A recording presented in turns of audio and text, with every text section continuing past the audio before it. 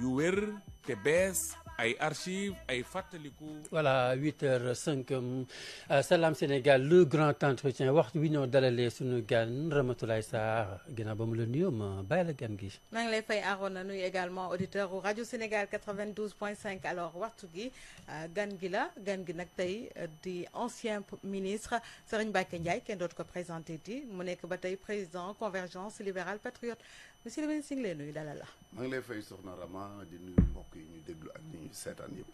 jërëjëf alors tey jii li waral nag ñëw bi yaakaar naa ni kenn dootu ko waxati ndax actualité bi fi mu nekk nii moo di wàllum politique bi am na loo xamante ni ngi koy dëgmal muy wàllum dialogue bi waaye laata boobu dama lay laaj gëjoon nañ la dégg lool ak gëj la gis foo nekkoon. ah yaa mu ngi la déglu rek man ku ma woo mu wuyu ko laaj nga tontu. donc maa ngi ci terrain bi. kon nag nañ la laaj tey nga tontu mais xam nga les médias traditionnels. ouais. dafa am yeneen médias yu den di concurrence bu baax a baax a baax parce que xam nga dafa yomb nga yor sa téléphone di seetaan di dem waaye moo tax xëy na yenn intervention sorte yu bëri yu ñuy def sax bon bu dul ci médias traditionnels yi xëy na ñenn ñi mën na leen rëcc mais rawatina nag journaliste moi j'ai remarqué que journaliste du ñu seetaan télé du ñu déglu rajo dañ dul am jot ci la ñuy liggéey suba ngoon ci looy liggéey suba ngoon moom du ñu seetaan télé du ñu déglu rajo waaw loolu am na donc ñoom ñuy informés sont les moins informés ouais c'est ça mais on est toujours au cœur de l'info xam nañu tamit bon voilà alors tey jii nag ñu waxtaan wàllu politique dinañ ñëw ci convergence sa kuréel gi tout à l'heure xam naa ni waaye dañuy wax ci wàllu politique maa ngi koy wax léegi ñi ngi dëgmal dialogue national mais laata dialogue bi dañ fi gis loo xamante ni yow bokkoon nga ci régime yi nga xamante ni génnoon na fii ak yooyu ñu gis nag tey jii wàllu reddition des comptes daal di lëmbe réew mi ñu gis ci ay anciens ministres yoo xamante ni sax ñu ngi leen di pare yóbbu ci haute cour de justice yow nga war cee am benn point de vue est-ce que mën nga ñu wax nan nga ko jàngate waaw xam nga reddition des comptes moom dafa doon loo nga xam ne lu jaadu la yàlla moom dëgg la bëgg ndax boutique bi nga xam sax da nga ko dénk sa boutique mu lay jaayal da ngay gis bu at mi jeex nga ñëw toog ni ko nañu wanteer ba xam lan moo fi des lan nga jaay lan lañu am ko donc loolu c'est tout à fait normal ñaareel bi aussi dama jàpp ni ñun bu ñu yàlla baaxee parce que ëpp ñu fi xam-xam ëpp ñu fi xel gënuñu nit ñi du dara yàlla moo lay baaxee rek nga am chance u di mën a toog ci télévision wala ci rajo wala ci journal di wax ñu lay dégg donc bu dee loolu da nga ko am yàlla baaxee la aussi mu am loo fekkee ci histoire politique gu Sénégal parce que dama yàgg a wax ni bu Ablaye Wade jàllee yàlla na ko yàlla mooy gudd fan ak wér sama bàyyi boobu bu jàllee man amatuma woon élément ci politique au Sénégal bon kon li nga fekke da nga koy war di seede yàlla loolu la bëgg dëgg la jàpp naa ni reddition des comptes bi même bu fi Macky Sall nekkoon day am xëy na nag mën ni mooy amee mën na bañ a bokk mais day am parce que boo xoolee rapport au Cour des comptes Macky Sall ko defaroon dëgg la n'est-ce pas kon daf ko defoon bàyyi ko fi gouvernement bi fi ñëw nag di bu bees daal di am problème bi mooy dañu def benn rapport Cour des comptes teg fii yow mi ñëw di gouvernement bu bees soo ko appliqué ñun la lu tax appliqué woo ko soo ko appliqué ñun la lu tax nga appliqué ko kon mooy way yu suñu wax wommat boo waree mbaam mi ñu lu tax boo ko wàccee ñu lu tax c'est compliqué mais c'est tout à fait normal wax dëgg yàlla que ñu def loolu maintenant dafa am loolu problème bu muy posé boo nga xam ni def naa ko ci contribution bu ma bëgg yóbbu au dialogue bi nga xam ci la ñu jëm parce que jàpp naa ni tey jaaduwul nit nekk ci teraangaam nekkul ci gouvernement nekkul directeur général yàlla suturaal ko ba xëy na muy gagné parce que dama ci xam ay cas yu précis te du tey rek cas yan yu nekk yan cas la waaw moom laa lay expliquer ni ñoo nga xam ni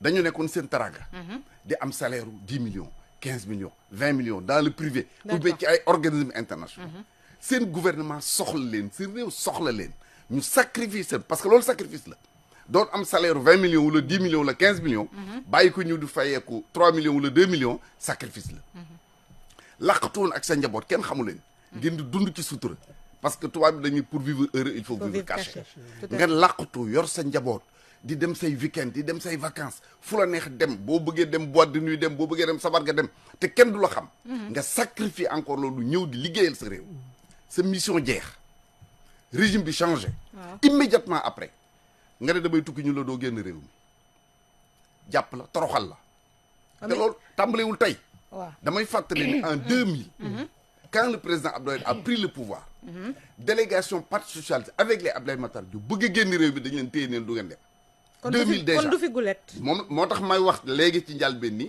dafay baax ngay fàttali parce que nit ñi xam ni lii xew fii moo fi mës di xew mais dafa war a dakk nag d'accord ci laa jëm 2000 am na fi bi Abdoulaye yore pouvoir bi quand Macky Sall a pris le pouvoir première mesure mooy jël liste 25 personnes confisquer passeport bi kenn du génn réew mi am ñu jàpp le cas de Karim Wade vous vous en souvenez n'est-ce pas bi Pastef ñëwee exactement la même chose loolu laa ni dañ ko war a waxtaane mu dakk ni muy dakke mooy doonoon nga ministre doonoon nga directeur man damay nekk à l'aise pour wax yooyu parce que nekkuma ci cas boobu ok mais dama fekkee nekkoon nga ministre nekkoon nga directeur général nekkoon nga directeur national sa mission jeex na régime changé na dañ la bëgg topp nañ la topp mais buñ la interdit de sortir du territoire national buñ la placé en détention préventive parce que jaru ko détention préventive dañ ciy placé koo nga xam ni dañuy jàpp ni boo ko bàyyee mu daw génn réew mi waaw mais est-ce que tamit loolu du am est-ce que du fekk dañuy bañ mu daw tamit ñenn ñi bu fekkee ñi ngi leen di woo ci kanamu yoon am loo xam ne ñi ngi njort ni ñoom ñoo ko def ñu am yoon pour génn est-ce que dinañ dellu si moo tax ñuy jël précaution yooyu peut-être ñu ko raté waaw mais dama jàpp ne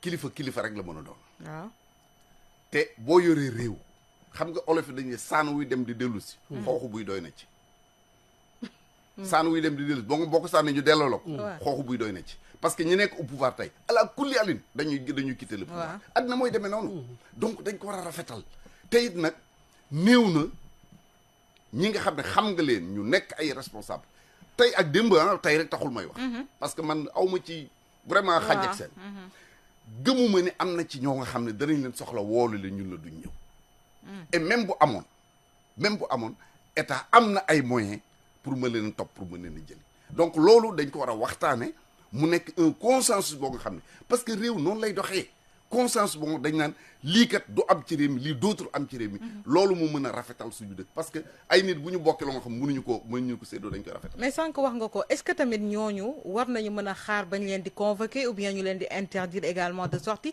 est-ce que ñoom ci seen coobare bopp waruñu woon ñëw rek comme dañ leen dénkoon ñu ñëw également am li ñuy leeral woo nañ leen ñu ñëw leeral ñu mën a demal seen bopp non ku ñu woo nga ñëw leeral loolu laa wax loolu amul problème ku ñu woo nga ñëw leeral loolu y a aucune difficulté à ce niveau là mais dafa am doxalin boo nga xam ni jàpp naa ni waaw dama koy ñaawal mais am na loo wax tout à l'heure da nga ne Macky Sall ba mu fi nekkee wàllu reddition des comptes bi xëy na même li mu dem la mais bu fi toogoon aussi dina dem loolu nag xaw a tey sama xel ndax dañu gis ni président Macky Sall amoon na ci rapport yoo xamante ni da cee tegoon concam kon est-ce que kooku nekkoon na ci disposition dem defal reddition xam nga communication dafa doy waar wax dafa doy waar parce que dañ lay wax ni entre li nga bëgg a wax ni nga koy waxee nañ koy dégg ak nañ koy nettalee mën na am toujours une grande différence ñi xam ñëpp xam nañ ne Macky Sall bi mu naan États-Unis la koy waxoon si vous savez les dossiers que j'ai mis sous le coude c'est ça benn dossier la doon wax benn du ñaar du ñett les dossiers benn waaw si vous saviez les dossiers oui waaw je suis en mesure wax la te loolu ñu bëri bokk laa ñu confirmer la ko benn dossier la woon c'est le dossier de Sindiély Wade. Et pourquoi on est les dossiers? Oui, c'est une manière de parler. Tu peux pas dire si vous savez le dossier que j'ai mis sur le coude, ça n'a pas de sens, n'est-ce pas?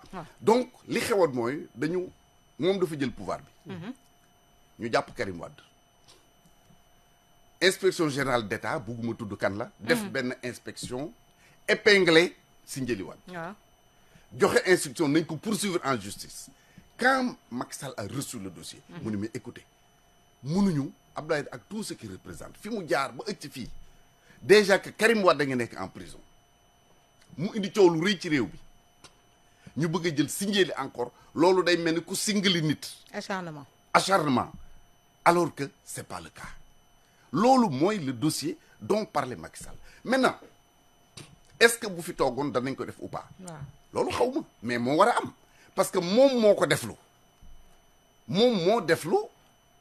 moo demandé Cour des comptes ñu def rapport Cour des comptes def na rapport ba awra yoon awul yoon baax na baaxul c'est autre chose mais en tout cas moo ko demandé woon alors Serigne Mbacké Ndiaye bi ñu la dégloo bu baax nga ne yëf yi faaw ñu waxtaanal ñu rafetal et jusqu'à présent ils sont présumés innocents defaguñu leeragul mais li justice jot a wane gis nañ ne vraiment alalu réew mi dañ koy caxat-caxatee ndax tey jii duy ñëw rek liñ naan politiciens yi seen biir dañuy bëgg di nëpp lu yëfi seen biir. non mais dama gisagul justice fu mu wane loolu moo tax. en tout cas yi ñu jote wane. parce que yow wax nga ko ne nga présomption waaw d'innocence. donc justice waneegul dara. n'est-ce pas. kon bu justice mais enquête yi li ñu jot a wane Sénégal yi. gis nañ vraiment le cas Covid-19. dossier boobu gis nañ vraiment ay doxalin yoo xam te ne ak alalu réew mi vraiment ça dépasse l'entendement. non justement xam nga parlons-en. xam nga kaw Covid-19 boobu moo tax li may wax léegi ci communication dafa am solo. on vous a donné un budget de 1000 milliards. budget 1000 milliards yi 600 milliards yi mooy xaalis bu ñu mobiliser. 400 milliards ay impôts ay taxes yoo nga xam ni gouvernement bi daf ci renoncer pour mën a soutenir des entreprises donc on est sur 600 milliards. ci 600 milliards yooyu Cour des comptes wax la ni am na ci 6 milliards à peu près yoo nga xam ni leerul.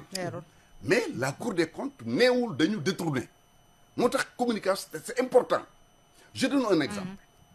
benn DAGE boo nga xam ni par exemple le cadre du ministère de la santé ministère de la santé moom lañ jàpp ni moo doon gérer te moo ci gën a tuuti lu mu doon gérer donc DAGE bi nga xam ni dafa fay Soxna Rama Soxna Rama nekk Kédougou mu yónnee ko Orange Money ñu retracé ko gis ni kii yónnee na ko Orange Money fay na ko par exemple 10 millions Orange Money la ko fay xam nga fay na la ko xaalis bi egg na reconnaître ngeen ne xaalis bi egg na mais la Cour des comptes vous dit faute de gestion la parce que la loi te dit waroo fayee Orange Money mandat nga war a def du trésor xam nga loolu du détournement c'est des fautes de gestion sur les 6 milliards bari na ci loo nga xam ni du ay détournement ay faute de gestion waxuma ne amul détournement loolu la justice moo koy wax mais damay revenir pour wax ni Cour des comptes 6 milliards la épinglé te 6 milliards yi bari na ci loo nga xam ni gis ngeen ko dee dans la presse prenons le cas de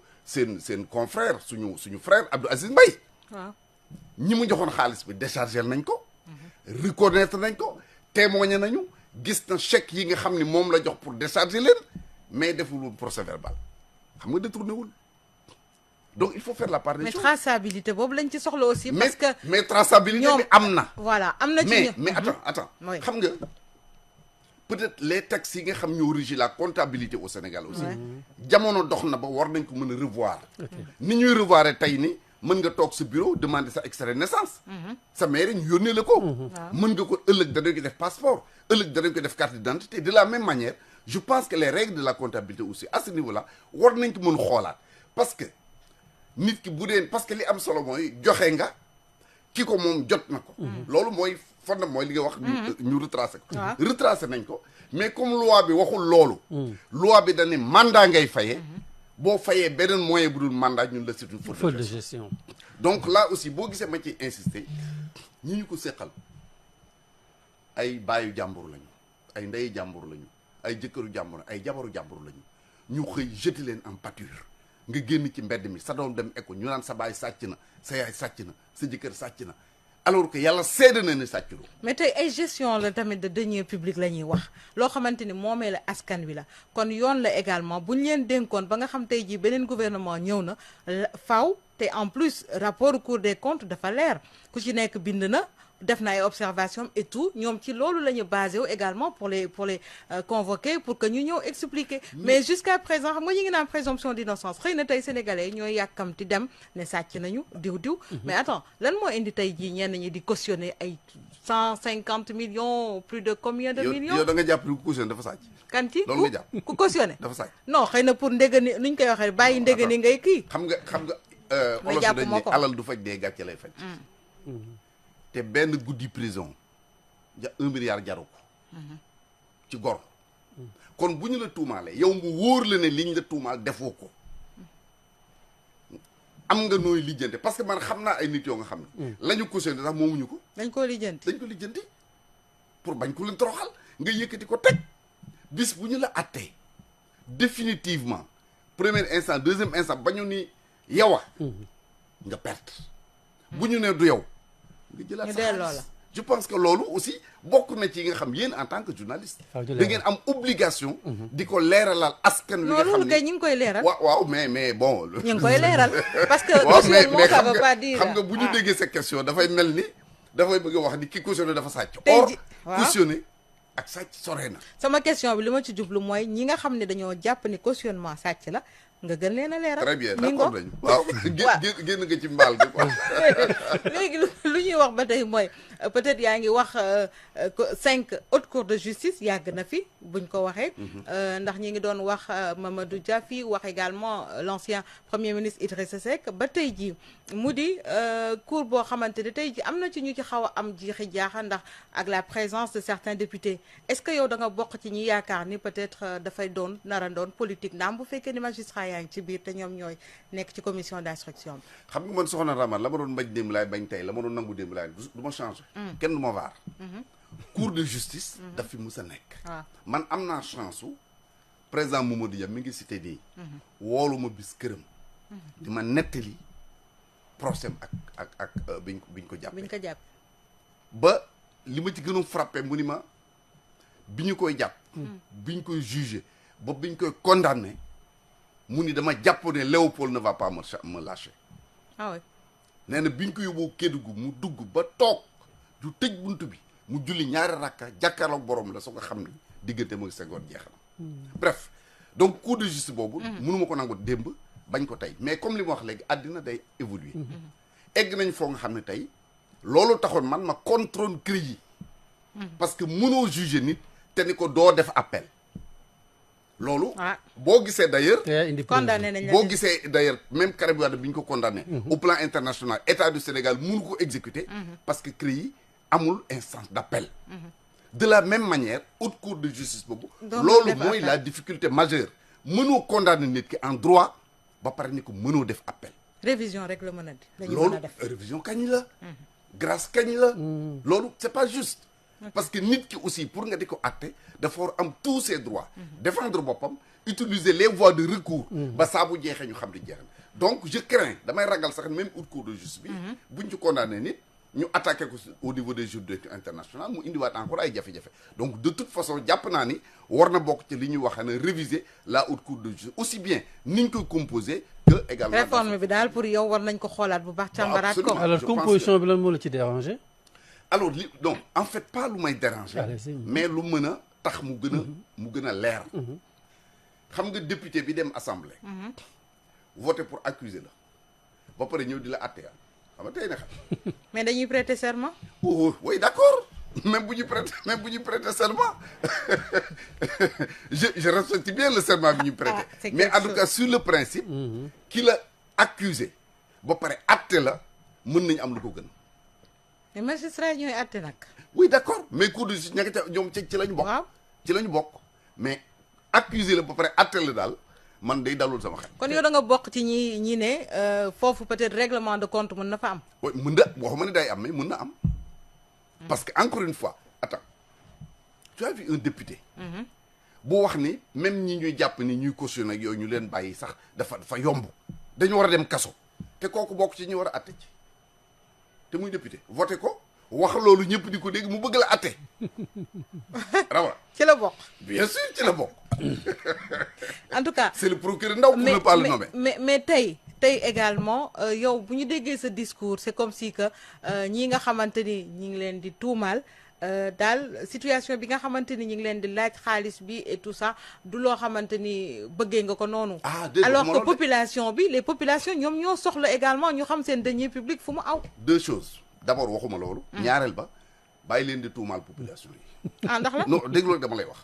xam nga population ku wax ni le peuple les populations les sénégalais. dañoo xam li ñuy wax te attends te ñi koy wax ñëpp en commençant par man. amuñu benn moyen bu ñu mën a apprécier ni ñi ëpp ci askan wi lii la ñu bëgg xam nga lépp ci askan kan ñu xam lu ñu bëgg. élection rek. mais pas ñi ëpp.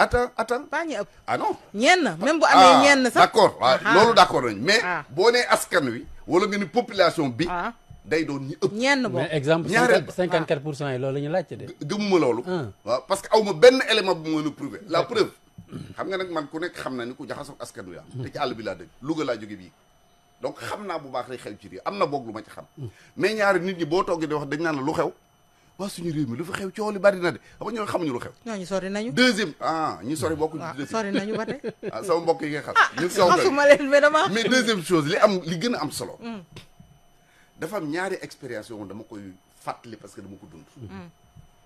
am na réew boo nga xam ni dañu amoon situation de guerre. le Liban pour ne pas le nommer. bi ñu demee ba retrouver benn stabilité mu am ñu accuser comme fii ni muy demee. dañu créer benn commission. ñaan ay institutions internationales ñu yónnee leen ay nit am na sax benn autorité sénégalaise. un homme politique boo nga xam ca la bokkoon. bi ñu ñëwee dañ leen jox liste ñu tuumaal ñëpp. ñu woo la nga ñëw yow dañ lay reprocher nangam ak nangam ak nangam nga waxtaan ak commission bi soit nga convaincre leen soit commission war naan li ñu la tuumaal dëgg la.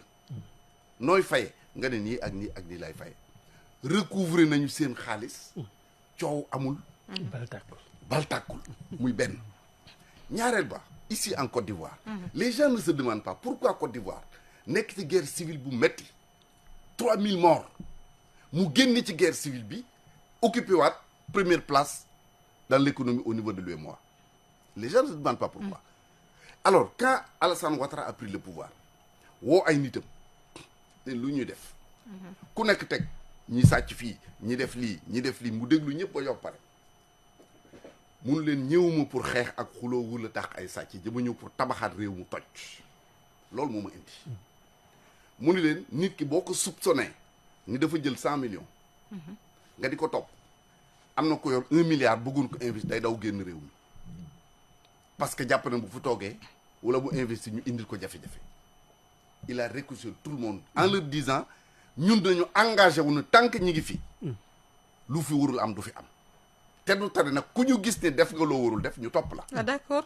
Ouais. Immédiatement vous avez vu que la Côte d'Ivoire sur le plan économique nekkat na au devant de la scène. li ma bëgg a wax mooy. pour conclure ci loolu. tëgg tama ak wokkutu mënul ànd.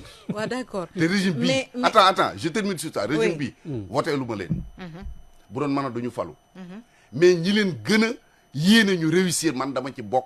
pour des raisons objectives parce que sénégalais la pour des raisons subjectives samay doom ak samay. mais seen réussite justement dina bokk ci li nga xamante ni moom lañ fi bàyyi woon muy le régime précédent li mu fi bàyyi ñoom ñu mën a leeral mu indi transparence parce que ñoom transparence la ñu woote jubal jubanti la ñu wax alors dina baax déjà ñoom ñu def comment on dit def xayma xool li nga xamante ni moo fi nekk nii la tëddee xaalis boobu dafa nekk lënt ci xelu ñenn ci askan bi boobu parce que damay rectifier yow parce que tey ji da ngay xool fonds Covid 19 bi ni mu demee woon sénégalais yëpp ñu tëj leen déjà loolu rek bu ñu génnaatee xool fan la ñu mujjee ak Covid bi ñu naan kon ndekete loolu yëpp tëj bi ñu tëjoon yëpp lii yëpp du woon lu aussi grave que ça mais nga gis ci ay fonds yu ñu leen jox le khalife général des mourides génnee 200 millions keneen ak keneen beneen sénégalais ak yooyu nga gis ni fonds bi am na fu ñu jaar ci ay nit yu ñu leen jox te ñooñu en retour gis nañu ni cour des comptes daf leen épinglé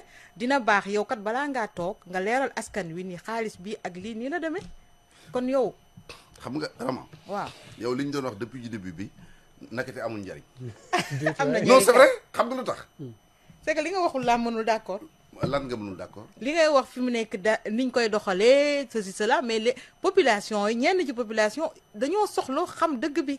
man su ma nekkoon au pouvoir. waaw ku jël alalu réew mi di nga ko delloosi ba 1 franc ba teg ñu. waaw remboursé ñu ba kii ñu dédommagé ñu. te coow du jib. c'est là où je veux en venir. Et pourquoi? La preuve. Depuis 1 an ci lii lañ nekk. Depuis 1 an ci lii lañ nekk. Juste 1 an encore ci kanam ci lii la ñuy nekk buñ ci génnee parce que dégg naa ñenn ñuy wax naan à part lii nañu dugg ci ñi nga xam dafa ay crime de sang ay crime xaw ma lan. Imaginez tey bu fekkoon ni par exemple le conseil constitutionnel toppoon na interprétation bi nga xam ni moom la yenn député doon def à l'Assemblée. ñu ubbiwaat encore beneen dossier. kon yow conférence su procureur yi d'accord ci woon. ah si pourquoi pas. xam nga c'était également pour éclairer. c'est normal. Ah, voilà. loolu mooy taxawaayu procureur loolu moo jaadoo. Voilà. mais je veux dire que mënuñu la jox réew pour nga liggéey lii d'accord naa ni ci liggéey la bokk. mais xam nga leeral li fi am. jarul coow. la preuve bu ñuy wax lii tey c'est parce que am na Sénégal am na ay kuréel yoo nga xam ne ñooy càmbar ba ne lii mooy situation.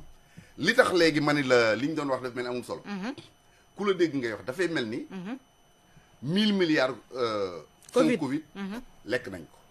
c'est l'impression qu'on a. Alors que Cour des comptes waxu la loolu. Cour des comptes def na la ci 1000 milliards yi am na 6 milliards yu jaarul yoon. je le dis je le répète. waaw bien sûr. n'est-ce pas donc loolu warul nekk thème de campagne warul nekk méthode de gouvernement warul nekk priorité pour un gouvernement ñi ko war a def bàyyi leen ñu lijjanti ko yow nga lijjanti leneen. kon da nga bëgg jub gouvernant yi bàyyi loolu ak wàllu yoon. te ñoom ñu déroulé seen. absolument xam nga da nga ne jubal jubban. sama xarit sama sëriñ Ibou Seyni laay caw am lu mu ci teg. oui juboo jub. jubanti juboo. ñenn ñi ne jeel. jeel mooy prison. loolu xam nga réew. mënul avancer mënul jëm kanam tant que nit ñi ànduñu nekk benn. ku ko jéem a waxee da ngay nax sa bopp xam nga ñiy wax jeel pour rebondir sur ça dafa am nit yoo nga xam ni jàpp nañ ni tey bu fi diw nekkul ma jël place am ñooñu duñu wax jàmm. am na nit yoo xam dañ naan diw xeexoon na ma ak moom démb ak bërki démb tey dama war a fayu ñooñu duñu wax jàmm. am na ñoo nga xam da nga leen doon romb ak sa oto di dem xamuñu foo jëlee sa oto jàpp nañ ni fay nga ko sàcce tey comme ñoom ñoo nekk au pouvoir dañu war am oto comme ñooñu duñu wax jàmm. mais ki jiite. xam ne bu ñu demee ba 5 ans yi jeex te 3 ans ci des je le rappelle. parce que dernière année électorale génn nga benn année. bu sa mandat jeexee yow la ñuy laaj ne la sëñ bi réew bi ñu la dénkoon loo fi def. nga war a wax ni kat. man kat dama fekkoon Abdoulaye Wade def fi autoroute à péage Macky Sall def Ila Touba man yóbbu naa péage bi ba Tambacounda dama fekkoon ñu ne dañuy defaraat chemin de fer jotuñu ko woon a tàmbali defaraat naa ko yóbbu naa ko ba Bamako dama fekkoon emploi xale yi am jafe-jafe mënuñu ko régler man régler naa ko dama fekkoon agriculture fii laa ko fekkoon yóbbu naa ko c'est ça qu'on attend de vous. alors yow te loolu mënul ànd. ak xuloo ak xeex. avant ñuy dem ci dialogue politique bi daan nañ la gis ci njëlbeen yenn saa yi nga jóg juboole gis ñoo xamante ni nga jéem cee dox ay tànk et tout ça est-ce que yaa ngi initié yu mel noonu ak autorité actuelle yi est-ce que am nga relation boobu sax tamit ak ñoom. en tout cas sur le principe. musuma ci jóg te duma ci jóg maa ngi ci dox maa ngi ci wax. waaye nag mbaam du jur ci jaax.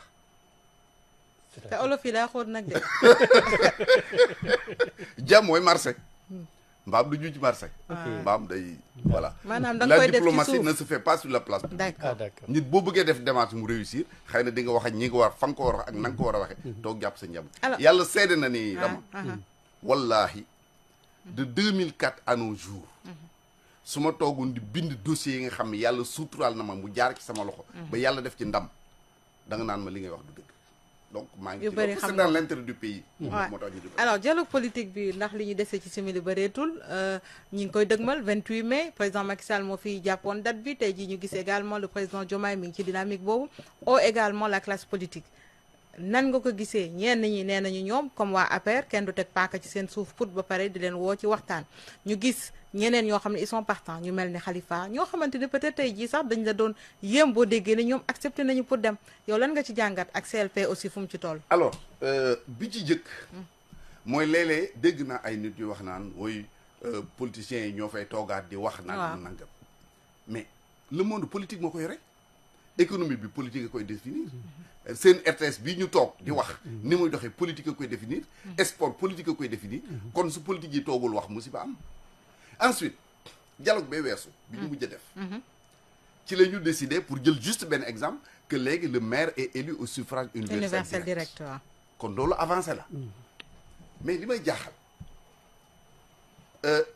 ñun ñi nga xam ne ñoo initié woon dialogue bële man ma bokk ci acteurs yi président Macky Sall dirigé ko ñun ñu ko initié woon ca jamono booba argument bi Ousmane Sonko doon joxe ba bañ a ñëw ni du ma négocier ñu teg ba pistolet sama temps la mu doon wax ñun ñu di ko ci doon critiquer tey ñooñu organisé wu dialogue booba ñoom ñoo koy doxal ñooy wax tey ni du ñu dem parce que kenn du teg paaka ci suñu put man damay wax ni nit bokkal parti bu la neex àndal ak ku la neex mais sur le principe waroo changer APR PDS amuñu droit bañ a dem ci dialogue parce que ñoo ko fi initié ñoo ko fi samp ñoo ko def mode ci le parti socialiste également parce que man code électoral bii ñu am nii c'est le président Abdou Diouf moo créé une commission dirigé par Kéba Mbaye en 1992 ñu am un code électoral consensuel kon jàpp naa ne suñu dee ay nitu principe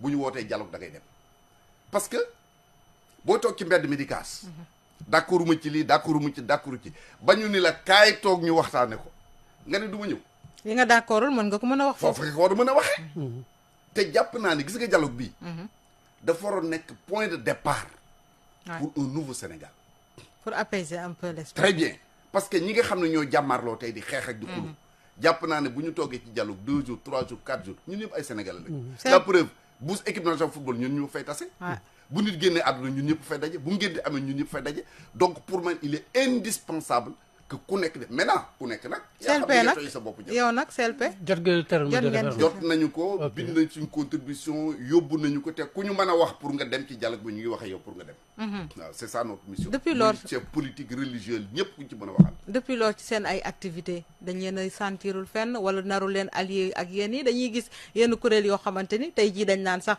un état le pouvoir ne se gagne plus en solo est-ce que yéen am na ñoo xamante ni yéen a ngi lëkkaloo ànd ak ñoom ci coalition yi xam nga bi ñuy taxawal lii doon tey FDR woo nañu au départ waaw bokk leen ci bi ñu demee ba gis na muy doxee dañ leen bind ni rek ñun banañu na muy dox lu leen ci soof beaucoup de dox benn jël nañ si ñoonu bopp tey fi ma toog nii di wax bokk na ci samay mission à part jàmm ji ñuy wax nii naka la ñu def pour dal am ci réew mi à part dialogue bi ñuy def beneen bi ci des mooy maa ngi seet sénégalais yi nga xam ne ay leaders ñoo xam wóor na ma ni ñaari yëf moo leen intéressé la république d'abord la démocratie ensuite ñooñu maa ngi wax ak ñoom te je sais que ñi ma ci waxal ñu joxe ci seen kàddu bëri na ñu war a taxawal benn kuréel boo nga xam ni suñu objectif yëpp mooy naka la ñuy def xeexuñu xulowuñu sànniwuñu xeer parce que li fi am ñoo ko fi def mënoo defar dara ba pare wëlbatiku xeex xuloo di ko toj mais naka la ñuy def pour indi suñu contribution ci doxalinu réew mi te ku nekk toog te sa parti ba nga toog. D'accord. Mais suñu xalaat ñu war ko mën a joxe. On va rebondir sur quelques points en français. Alors, Monsieur Serigne Mbacké Ndiaye, ancien ministre, président de la Convergence libérale patriote. Aujourd'hui, on se dirige vers le dialogue, l'appel au dialogue justement du chef de l'État Bassirou Diomaye Faye. Que pensez-vous de cet appel justement à la classe politique? Mais c'est une excellente initiative prise par le président de la République, qui ne fait que perpétuer justement l'œuvre de son prédécesseur, le président Macky Sall. Lui-même, qui n'a fait que poursuivre l'œuvre d'abord du président Abdou Diouf, ensuite du président Abdoulaye Wade. Donc, le dialogue est indispensable. Toute politique est définie par les hommes politiques. Que cette politique soit économique, financière, sportive, culturelle ou autre. Donc, il est important que les acteurs politiques se retrouvent pour un dialogue. Mais, je ne peux pas concevoir, évidemment, chacun est libre d'interpréter comme il veut, mais moi, je ne peux pas concevoir que ceux qui avaient initié le dialogue en 2022, qui critiquaient le passif qui était à l'opposition à l'époque, de n'avoir pas participé au dialogue, vous disent aujourd'hui, nous ne participons pas au dialogue parce qu'on ne nous met pas le couteau sous la gorge. Justement, c'est parce qu'il y a des désaccords entre nous que nous devons dialoguer. Si tout le monde était d'accord sur tout, on n'a pas besoin de dialogue. Donc pour moi, en tout cas, nous allons participer. Nous discutons avec beaucoup d'hommes politiques sénégalais, beaucoup de religieux, beaucoup de chefs coutumiers, pour que tous participent d'une manière ou d'une autre au dialogue. Parce que nous estimons que c'est avec le dialogue que le Sénégal a connu des pas de géant, a fait des pas de géant au plan de la démocratie. Donc il faut effectivement continuer à dialoguer. Et sur la reddition des comptes, vous ne semblez pas favorable à cette façon de faire? Heureusement que vous avez dit cette façon de faire. Je suis pour la reddition des comptes. Mais il y a une manière de faire la reddition des comptes. J'estime que la reddition des comptes n'est pas un acte de gouvernement. C'est-à-dire que le gouvernement ne doit pas se concentrer matin, midi, soir, tous les discours concentrés sur la reddition des comptes. C'est une tâche dévolue à la magistrature. Les magistrats sont en train de faire leur travail. Le gouvernement n'a qu'à s'en laver les mains et laisser la justice faire son travail. Je pense que il y a beaucoup d'exemples dans le monde qui prouvent qu'on n'a aucun intérêt à agir de la sorte. Depuis un an, on ne parle que de réduction des comptes. Un an encore, on ne parlera que de réduction des comptes. Or, à la fin de ce mandat-là, le gouvernement a l'obligation de nous faire un bilan pour nous dire ce qui a été fait. Et par souci de transparence, vous ne pensez pas que c'est la voie indiquée? Mais je suis tout à fait d'accord qu'il faut faire la réduction des comptes. Mais encore une fois, la réduction des comptes ne signifie pas que toutes les actions du gouvernement doivent être concentrées sur ça. Le gouvernement a autre chose à faire. Il y a des routes à faire. L'hivernage pointe à l'horizon. Il y a les questions agricoles à régler. il y a la question du chômage, les licenciements dont on parle dans ce pays. Il y a énormément de choses que le gouvernement doit faire au lieu de passer tout son temps à parler de réduction de comptes. Encore que je le dis, je le répète, je précise, je suis pour la réduction des comptes. Deuxièmement, la réduction des comptes a été instruite par le président Macky Sall parce que le rapport de la Cour des comptes dont on parle a été initié sous le règne du président Macky Sall. Alors, c'est pourquoi j'ai dit que ce régime a un problème, le gouvernement actuel. Ah ouais. S'il n'ouvre pas le dossier, ce rapport de la Cour des comptes, on va le reprocher. Ils l'ont ouvert, on le reproche. Il y a un problème. Certains, il faut bien, certains oui, le bien sûr. reprochent, bien sûr. Bien sûr. Donc, il faut le faire, mais il faut le faire avec la manière. Le président doit être au-dessus de la mêlée, comme il l'est d'ailleurs. Le Premier ministre également doit être au-dessus de la mêlée, faciliter les rapports entre le législatif et l'exécutif, faire en sorte qu'à l'Assemblée nationale, qu'il y ait un climat de paix, de sérénité joviale pour permettre aux uns et aux autres de faire le travail. Merci beaucoup, M. Serigne Mbacké Ndiaye, qui je rappelle est le président de la Convergence libérale patriote. Il fut également ministre de la République. Salam Sénégal vous remercie. Merci beaucoup. C'est moi qui vous remercie. jërëjëf. Arona. alors jërëjëf Adja Ramatoulaye Sarr ñu koy jaajëfal suñu gan tey Serigne Mbacké Ndiaye nekkoon fii ministre de la République li ñu waxtaanee ak suñu gan dañuy may kon Ouleye Kane wala Youssouf Ouleye Kane mu daal di voilà ubbil leen buumu jokko bi ngeen mbokk auditeurs ngeen mën ci réagir Salam Sénégal di dellu si suba jaam incha allah. salaamaaleykum Sénégal ngi maaleykum salaam Sénégal ngi nanga def sawa Sénégal ngi maa ngi fii c'est ça Sénégal ngi